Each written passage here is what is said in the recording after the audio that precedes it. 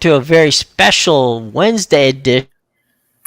Jim, Amadeus bottom square, and up top is a guest, Rye Cape. Rye, welcome. Thanks for having me. I'm excited to be on. You and Amadeus are in the midst of a telethon, I think. You already have shows you did already today, and now you're moving on. So it's good to have you with us. Oh, yeah, I was off this morning, but I don't know what's going on. We were supposed to do those shows before this, but it's been moved later in the day. So you you can catch the Insiders Room stuff later tonight. Well, see, there you go. We're now preview to we're pregame show to your game later. So there you go. To the Turducken show. To the Turducken show, right? Oh man. So, pretty much, if you're going to do a Turducken, from what I've read, you better start now if you're going to get it done for tomorrow. It's going to take a while. So there you go. Ryan, do you have any special Thanksgiving food that's your favorite? I mean, Amadeus and I have spoken about this. We'll go back and refresh Amadeus in a minute. But since you're the guest, any... I enjoy... I'm a turkey fan. I like the gravy. Okay. There you go. Also, yams. I like it all. There's not much I don't eat. There you go. And Amadeus, refresh us on your favorites. Yeah, I'm like Rye. I love the turkey guy, or love the turkey. Obviously, you gotta have the meat in there. But I'm a big pumpkin pie guy myself. That's right. I'm all about the pie after it's over. That's good for me. And so we're gonna go and have some fun with that. So we'll get that done. All right. Speaking of turkeys, we have a couple on this game tomorrow. Green Bay and Detroit. That's on Fox. That's the first one up, guys. That's 12:30. Kevin Burkhardt and Greg Olson have the call of that one. Certainly, Detroit. This is where Detroit, has an opportunity to show the country that they're for real. Yeah, definitely.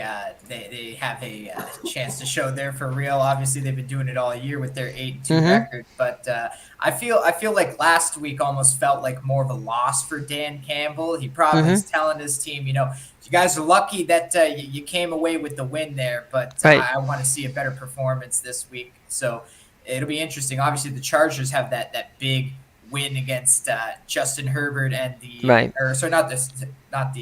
Chargers. The Packers have that big win against the Chargers, who, the Chargers every year they're supposed to be a Super Bowl contender, and they just find ways to lose. I know Rye has some thoughts on the Chargers coaching there. So, what do you think of this game, Rye? Yeah, so this is a huge game for Detroit.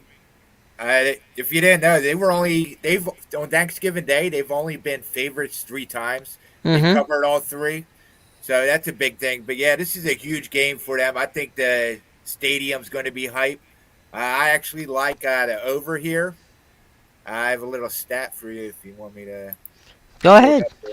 Yeah, so 12 of the last 15 Lions home games have seen the total combined over 51. People like playing at Ford Field, I guess. Yeah, so I think we're going to see a lot of points in this one. Obviously, I like the Lions to win it. That hook on the 7.5 is, I don't know, it's not great.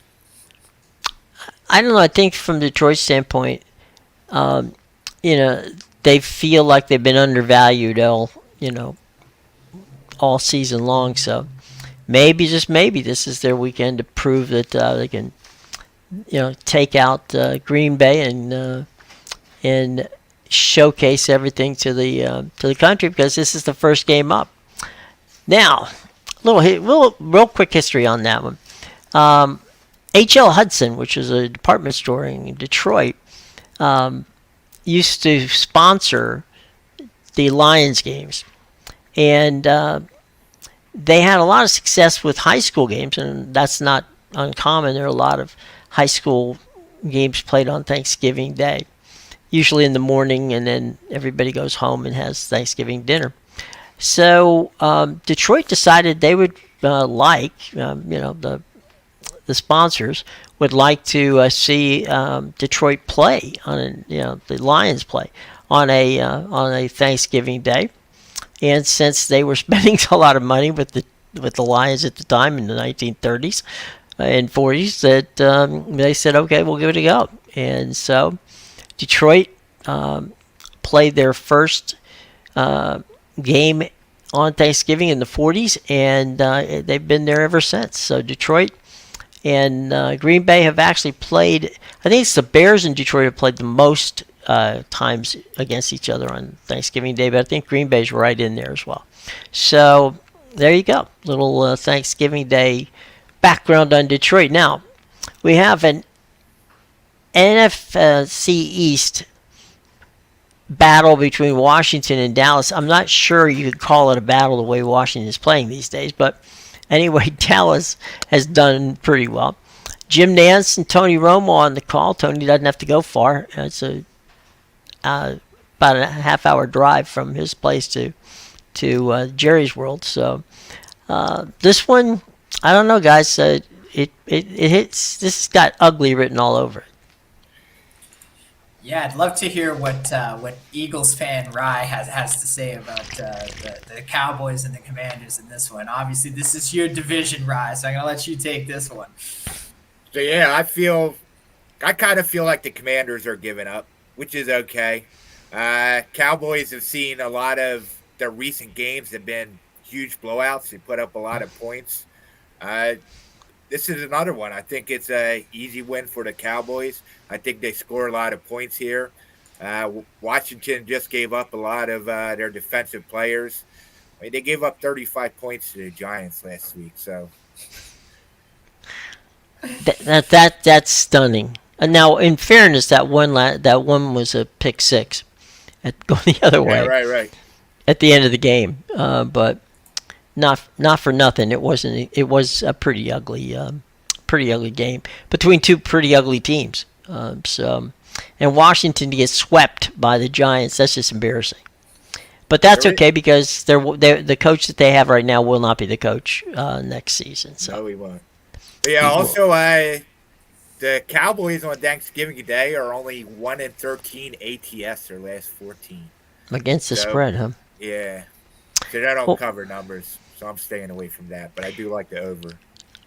The interesting part from Dallas, of course, the famous Dallas Dolphins game when Dallas had the game won and Leon Lett accidentally fumbled the ball and it rolled in and in the snow and Miami came back to win that game. That's not going to happen tomorrow for Washington.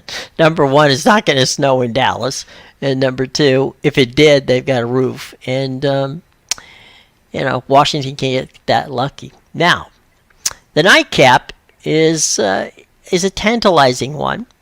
This one is San Francisco going up north to Seattle, facing the Seahawks. That game's on NBC. Tirico and Collingsworth on the call. It's loud to play in Seattle. It's likely going to rain, and it's going to be a very interesting situation. But that being said, guys, Amadeus and I are San Francisco fans from a standpoint we like the way that they play. With the defense that they've got tuned up and with things going well, is this a game that San Francisco walks away with, or how's that play out? Yeah, it should be. I don't know. We don't know if Geno Smith is playing. I think he's probable to play. So I guess he's a probable. Yeah. Yeah. So Drew Lock, I think, is a downgrade. I don't think Geno Smith's that great anyway, but he plays well in this offense, so that helps them. Only thing here is that San Francisco, obviously the better team. They're playing on the road. That's fine. But they've beaten this team in the last three meetings by 18, 20, and 8. So, yeah, I think they win this pit pretty handily. They do well within their division, too. Go ahead, Amadeus. It's your call there. Well, this is my division now, right? The Right. last one was Rye's division. This Yeah. one's mine. My lovely Cardinals play in this division, and You live yeah, there. Yeah. yeah. As you both know, I'm a big 49ers advocate this year. Right. I think Mhm. when healthy, they are definitely the best team in the NFL. But this is what I actually don't like the 49ers in there because they're about -7. I think they're going to win the game. Don't get Right. me wrong, but I think the Seahawks can keep this close enough to cover at home on Thanksgiving night. This Mhm. is what I think. I think Rye really hit the nail on the head there with a lot of his points. The Seahawks. Whether Geno plays or not, Mhm. Geno's really, you can see the regression starting to settle in with him, especially in their last few games. If you look at the Seahawks, the games that they didn't lose, the wins, they needed a game-winning drive Mhm. on a lot of those recent wins. So this is a team, I think, yeah, you're starting to see that regression, but at the same time, it's a divisional game. I think they keep it close. Mhm. But yeah, I don't think they're coming away with the win. And as Rye said, the 49ers could end up blowing them out by 12 points. I don't love this game, but yeah, I definitely think there's blowout potential for the 49ers.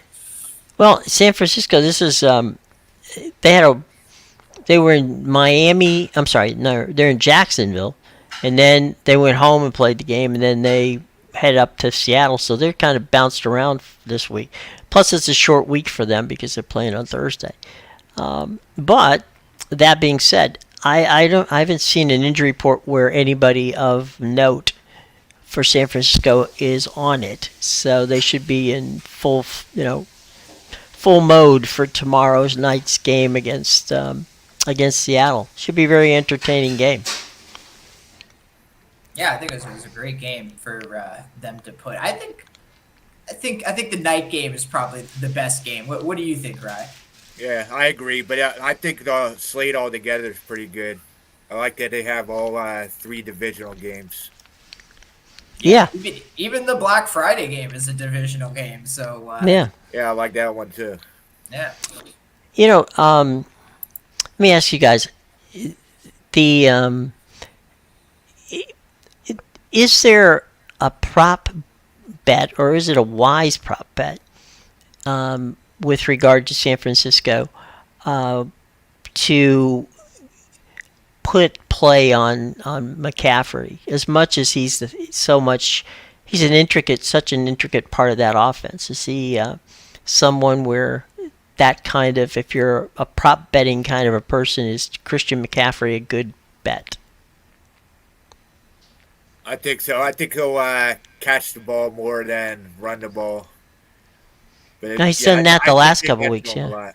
Yeah, Seattle has a good secondary. I don't Mhm. know if Jamal is playing, so we'll have to watch that. But yeah, I think they throw the ball. I think he's involved in offense a lot. Yeah. I mean, he's catches passes, he runs, he blocks, he does just pretty about everything. And he gets Yeah. now it's with playing with San Francisco. I mean, he played at Stanford. He's from the area, so he gets to play at home. So not a bad thing. This You this might be the go week ahead. to take him to get a touchdown too, because Hmm. obviously he had that long touchdown streak end in their game to Hmm. the I think it was the Jaguars, right? And Jaguars, right? how ironic was that? A game they scored 34 points and he didn't get a single touchdown. So Right. that's just how the NFL goes. Sure. You score 34 points and the touchdown streak comes to an end for that single player. But yeah, maybe this is the time to jump on him. He really makes that offense go. Him and Debo Samuel, they stretch the Yeah. defenses in crazy ways. Well, the one thing that having McCaffrey in the backfield helping you out on catching passes is you have a second check down. So your tight end, because in San Francisco, you guys know the tight end is one of those positions where he's one of the premier guys in all of the NFL. And so if you know that you're gonna have a linebacker, maybe even a safety at times covering him, so Christian McCaffrey can slide out there and catch a little pass and get some yards after catch with it. So it'd be interesting. I was just curious. All right, you want to talk about the Friday night game, or you want the Black Friday game, or you want to hold that to Friday? We can talk about it. All right, Miami at the Jets. It's an Amazon game, and of course that's going to be Kirk Herbstreit and Al Michaels. Yeah, they had to. Amazon had to find their way. Couldn't be left out on the Thanksgiving week. Obviously, Not for the so money now, they're paying, no. yeah. So now we have this first ever Black Friday game, which is exciting. It kind of bothers me that they put it at 3 in the afternoon. I'm curious to hear your both your thoughts on that specifically. Well, the thing from what my understanding, the league's thought is that they wanted they didn't want a primetime game. The league didn't. And you can't have, I mean, Friday 3 p.m. is noon on the West Coast. So I think they kind of placated. They wanted an afternoon game, assuming that many of these people would be, would have families that may go out shopping, and this would give them an opportunity to have something to watch while, of course, there's a ton of college football on Friday. So I think that was the compromise. They didn't want to go to prime time. And so if you're not going to go to prime time, you can't screw the they could have went till 4 o'clock, I suppose. But that gets you into prime time whenever, it's a 3-hour football game. So I think that at the end of the day, that was their compromise with the networks. But coaches didn't want a primetime Friday night game. No idea why. Like it? I mean, I'd rather have it later.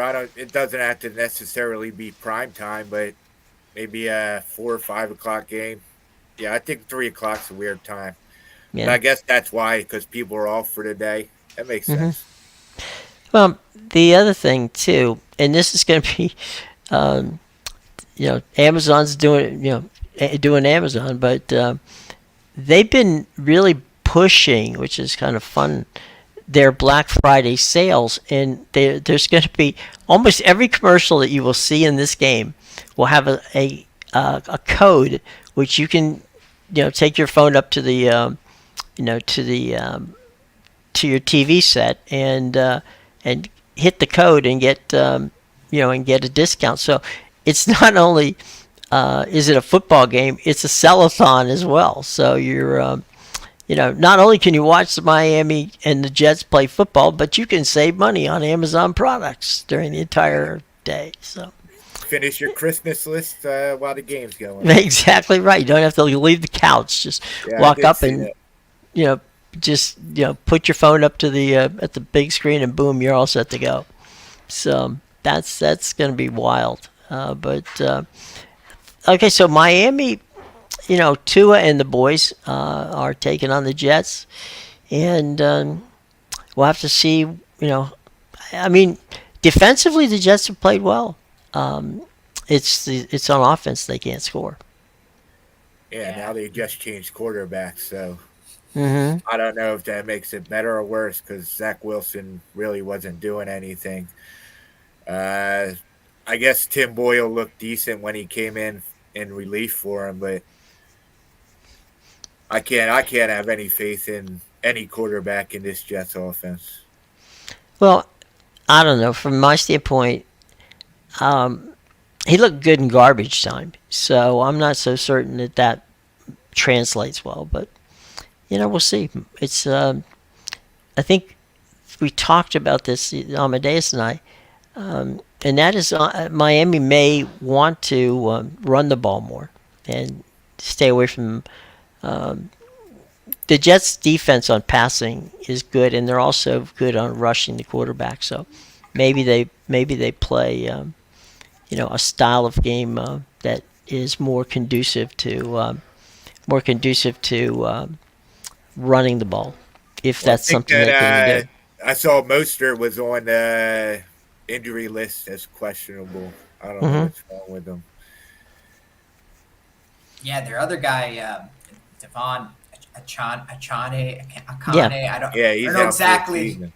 Yeah, I don't know exactly how to say it, but he's banged up dealing with that injury. I think it's really interesting around Tim Boyle in this game, just because Mm-hmm. obviously, you know, he came in and looked okay in garbage time. Now he's getting the first start. I think it helps that he's gets to start at home. Right. Probably not so much in the Black Friday game where Right. all eyes are going to be on you, but maybe it not necessarily being in prime time helps a bit. Mm-hmm. So that'll be interesting to look at. I wonder if maybe the Jets get a boost from this, just because obviously, as Rye said, the offense hasn't done anything with Zach Wilson. Can't imagine Tim Boyle being much of a downgrade at this point. And maybe the players play a little harder for him just because, they get that boost. Like, finally, we didn't even bet. We benched this guy and we didn't even put him as backup. Now he's the third string. Like finally. Oh, and now there's the reports where, Rodgers is trying to come back for December 2nd, I hear. So, Yeah. maybe the locker room is a little Buzzing because they know he's going to get him back. Now, I've had a few people ask me, like, how can Aaron Rodgers rush himself back from that kind of injury so much? I think for him it might not matter as much because it was an Achilles injury. He's not really a running quarterback. Obviously, it's going to affect his mobility in the pocket, and when he comes back, and he'll probably take more sacks. But I think Rodgers has a genuine chance of coming back just because he's a pocket passer, and I can see him. I can see him doing well still. Let me ask you something, guys. I don't know this. That's why I'm asking. Do either of you know what leg it was that he had the Achilles? Was it his right or his left? I think it was his right, but I'm not sure. Okay. I only say that because, first of all, Amadeus is right. He doesn't have to, he can be statuesque there. He doesn't have to really do a lot of running. Just move a little bit. But the only thing I would be concerned of, if it's his right, that's his push-off leg. So it may affect, doesn't mean it will, may affect his throwing. Because that push-off, if he can't plant and, hit the torque off of that leg, he might not be able to throw the deep ball. I don't know. I mean, it says here, let's just say, yeah. His left Achilles was the one. Then that shouldn't be a problem. If it's his left rush Achilles. him back anyway. If I were him, I wouldn't want to be rushed back. If I were the Jets, I mean, what's he going to do? He's going to ruin their draft possibilities. So, if he wants to come over and stand there and hold a clipboard, that's fine. But he can do that now. Plus, they're trying to get Devontae Adams in the offseason. Right. We're gonna have Green Bay 2.0 in New York. Right. Hey, come on, boys and girls. There is a football game tomorrow on the college side. Ole Miss and Mississippi State. That's the Egg Bowl, boys. On ESPN, that's the primetime game. Tom Hart, Jordan Rogers, and Cole Kubrick will be on the call tomorrow night. The Egg Bowl, Ole Miss and Mississippi State. So that game is being played in Starkville this year. So that's where they're going to be. Yeah, Ole Miss is a 10-point favorite in this game. I don't love it myself. I'll probably just be watching the NFL games on Thursday, but would love to hear what Rye has to say about the Yeah, so I got something on this. So Mississippi State is playing for bowl eligibility as well as the Golden Egg. So I think they're going to play a little tougher. They haven't really played well in the SEC, which is kind of a problem. I think they're only 1-6 in the SEC, which does give me a little pause. But I think this defense keeps it close enough that they cover this spread. We also seen the line move down a little bit towards Mississippi State's favor. So the money's going to Mississippi. I mean, I don't know. I was going to say you've got Ole Miss, which is a top 20 team, and Lane Kiffin likes to. I don't know. I think you're right. Mississippi State's on the cusp of being a bowl team. I like Ole Miss to win, but you're probably right. It'd probably be a close game. Yeah, Mississippi State won this game last year. I don't. I Mm-hmm. think Ole Miss wins as well. Yeah. But yeah, I think they since they hold the golden egg, they want to keep that for another keep season. it. Keep it for another year. There's definitely a lot to digest in this game, just because I think Jackson Dart's banged up for Ole Miss. So Yeah, he is. yeah, I'm not sure if he's going to play in this game, but yeah, and Mississippi State, they just fired Zach Arnett as well. So Mhm. yeah, they're going to be definitely having a new head coach next season. Now, I don't know if you want to take, what was it? They had like a 38-10 win over some. They didn't play a strong school. No, yeah. And it wasn't an SEC opponent. No. It was like a UTEP or something like that. But Our sisters of the poor state, yes. yeah, but definitely Mississippi State might have a little boost, as Rye said. You know, they're still going for that bowl game, that bowl eligibility. They're going to be at home here, and maybe Jackson Dart doesn't play in this one, and the added boost of the fired head coach. There's a lot to digest. Now, I also read some stories this morning about Lane Kiffin.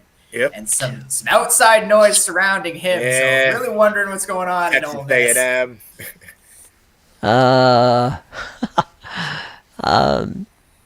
Well, let's see. Just for a second. Lane's he's been at Ole Miss now. What? This is his second year. Third, maybe. Third, yeah.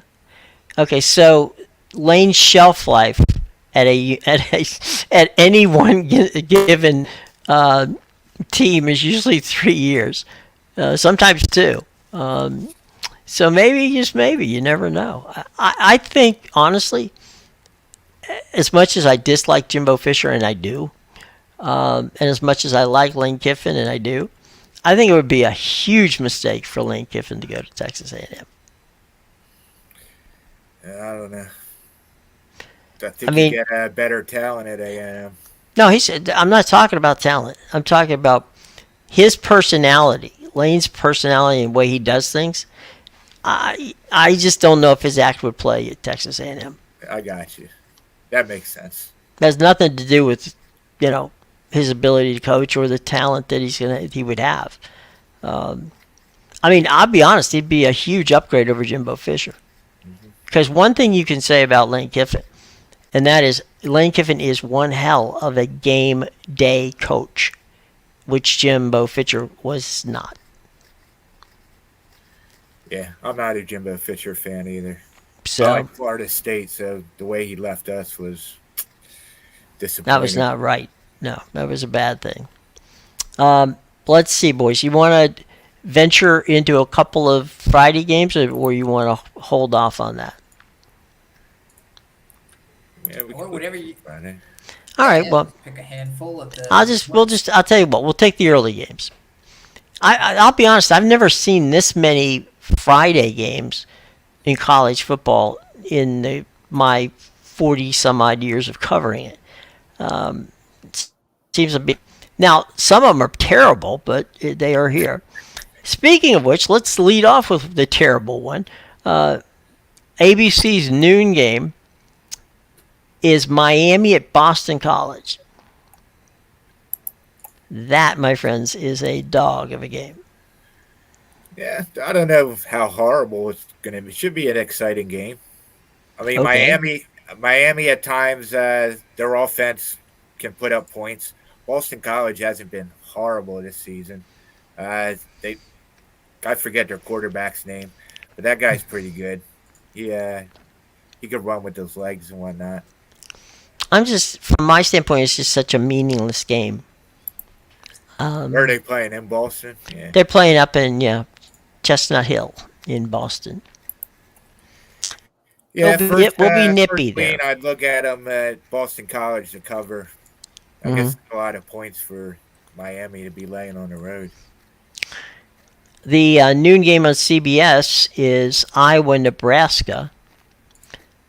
That's an under game if I ever saw one. Yeah, probably a snooze fest.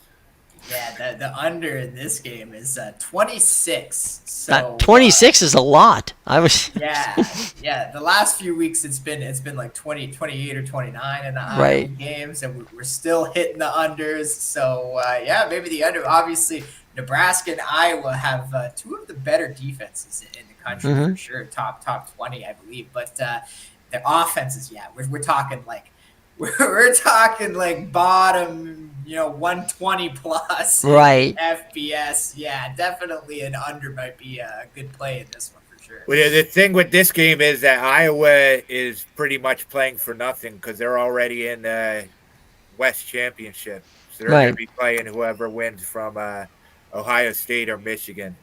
Mm-hmm. So I don't know how hard they're going to want to play or how long they're going to leave their starters in and whatnot. Well, it's a road game too. They're playing in Lincoln, so we'll They're, see they're that. playing to prove the haters wrong. When Cade McNamara went out, everybody counted this team out for dead, and here we are, 9-2 end of the season. Right. What a team!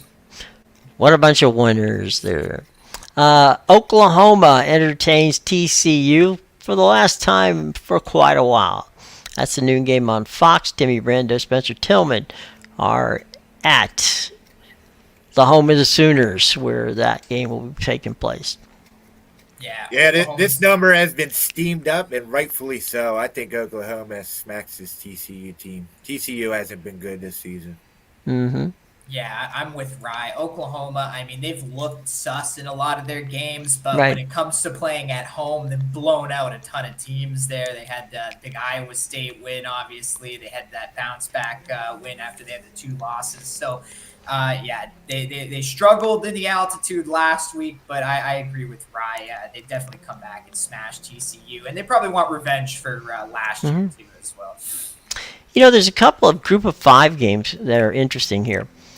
The first one is UTSA,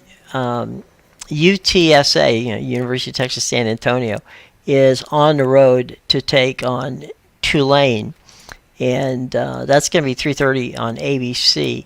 That should be a good game. They're playing the game in New Orleans at Tulane, so there's that. But those are the two. These are two good teams in the in the American.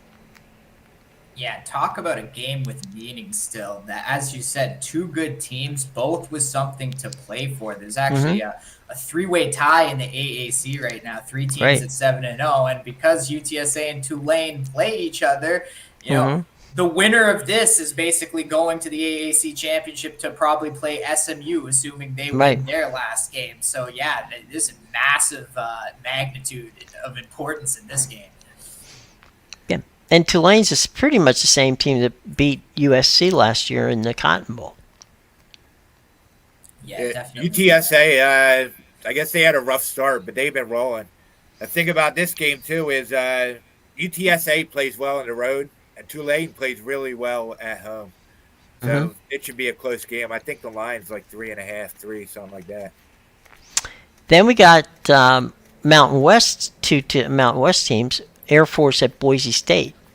That's a 4:00 game on Fox Sports 1.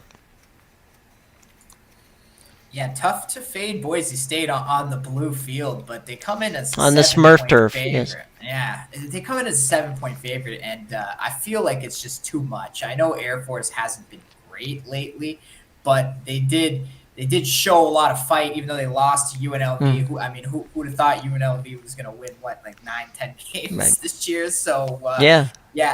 I mean, I don't fault them for that loss. There are other losses, to Army and the one after that is not great. But I definitely think that maybe a bounce back spot for Air Force. I still think they're a solid team with a good ground game, and I don't see Boise State blowing anybody out the way they've been playing this year. Well, I think they could cover double digits here.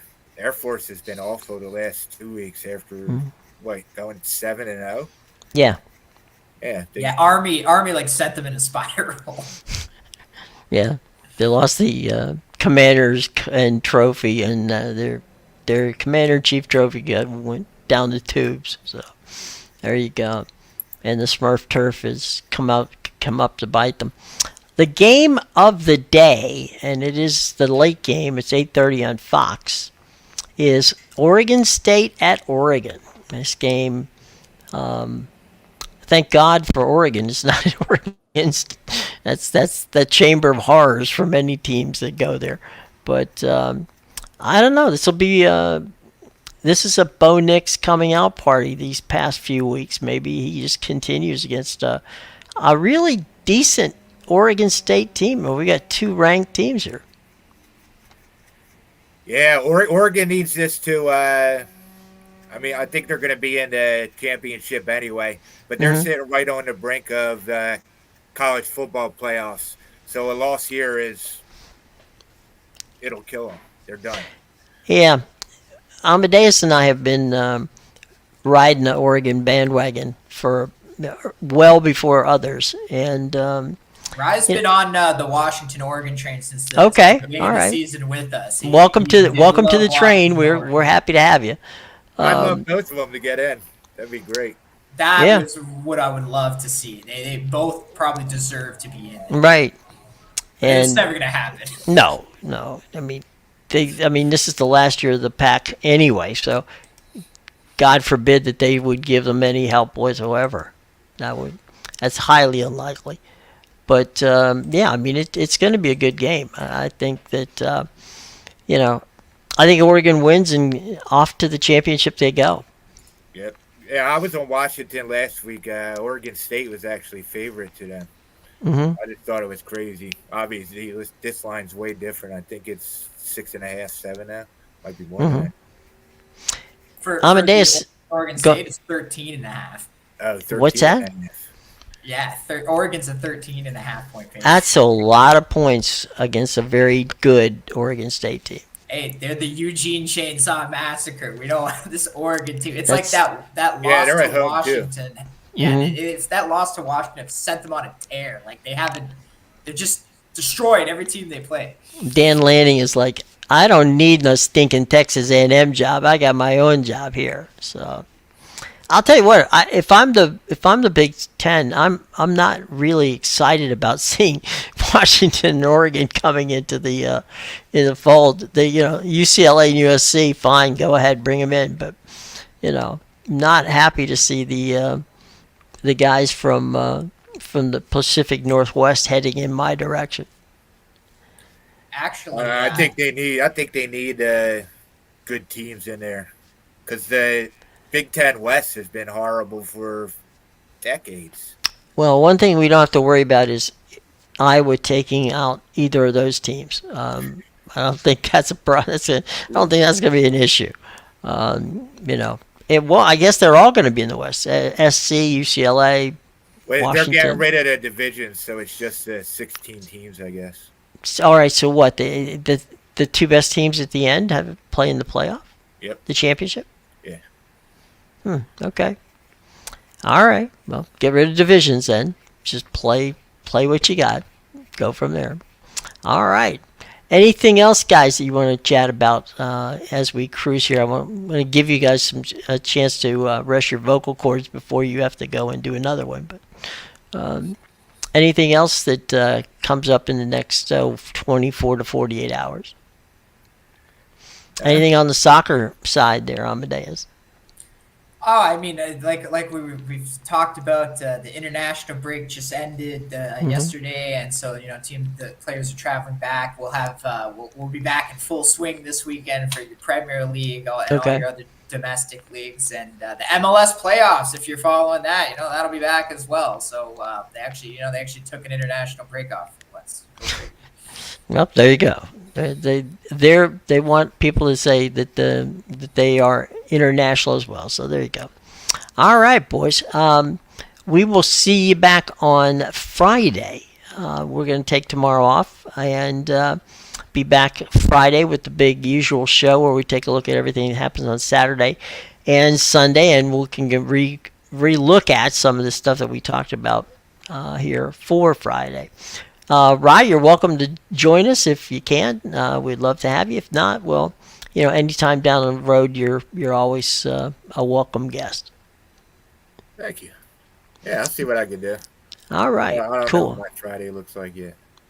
I don't think anybody does, but we'll do our best from that standpoint. What do they call it? The tryptophan haze? Is that what Yeah, Friday is? yeah. Basically, if you got a turducken, you're probably good to sleep for the next, probably for the entire weekend. You'll go into a food coma. So there you go. All right, boys. Have a wonderful and safe holiday, and we will be back on. On, as I said before, we'll be back on Friday at 2 o'clock to give you what's going to happen. And before we leave, Amadeus, you and Rye can promote where you're going to be in the show box, but where you're also going to be on YouTube in a few hours. Yeah, of course. So obviously, don't forget to get the premium plays. You can find mine at bigowl.com, pickadvisor.com, and theinsidersroom.com. The links are in the description below. Obviously, you can find Rye Cape on the Insiders Room and Pick Advisor as well. There, his premium picks. But yeah, we'll have tons of stuff. Rye, tell the people where else they can find your stuff. Yeah, Pick Advisor, Winner and Widers, and InsidersRoom.com. You can also find me at Rycape on all social media. Let's cash some tickets. There you go.